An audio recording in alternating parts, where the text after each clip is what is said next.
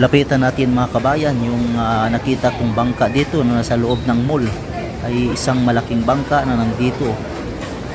So makikita natin ang mga karga, mga laman ng bangka na ito ay mga gulay. At ito ang unang nakabungad ay dahon po ng saging.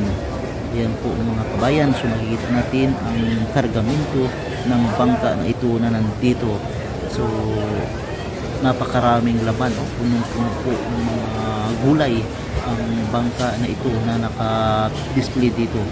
So ayan po, sa mga makapunta sa mall na ito, ayan, so makapamili kayo ng gusto nyong gulay na bibilin, mga pangsahog sa luto-luto o pang ulam-ulam. Ayan po, napakarami pong gulay na nandito sa loob ng bangka, na malaking bangka na ito na nandito. Ito po ay paminsan-minsan lang po na magkaroon ng bangka dito. So tuwing may okasyon lang, depende sa okasyon, kaya may pabago-bago po silang mga display dito. Kagaya nito, ngayon lang ako nakakita ng bangka na dinidisplay nila at puro may mga laman o karga ng mga gulay. Ayan, so makikita natin napakaraming laman o kargamento na puro gulay.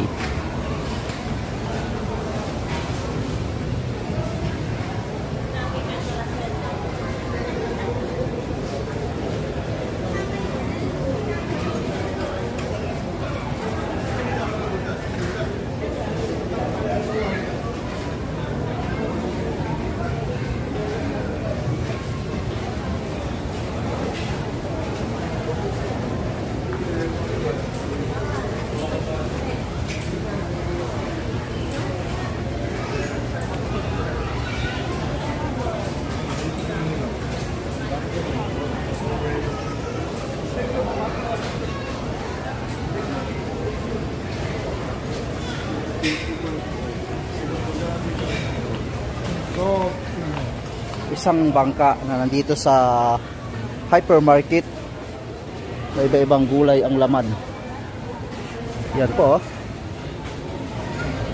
So ito po yung bangka na nandito, na iba-ibang gulay na ating makikita na naka-display dito. May buko pa.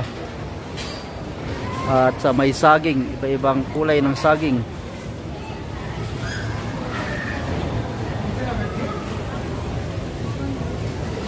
May Asgard pa, Asgard sa English nito. At ito naman, ang tawag nito ay Balleri. At ito naman, ang tawag nito sa gulay na ito, ang tawag dito ay curry leaves. Ito pa rin curry leaves. At meron ding dahon ng saging.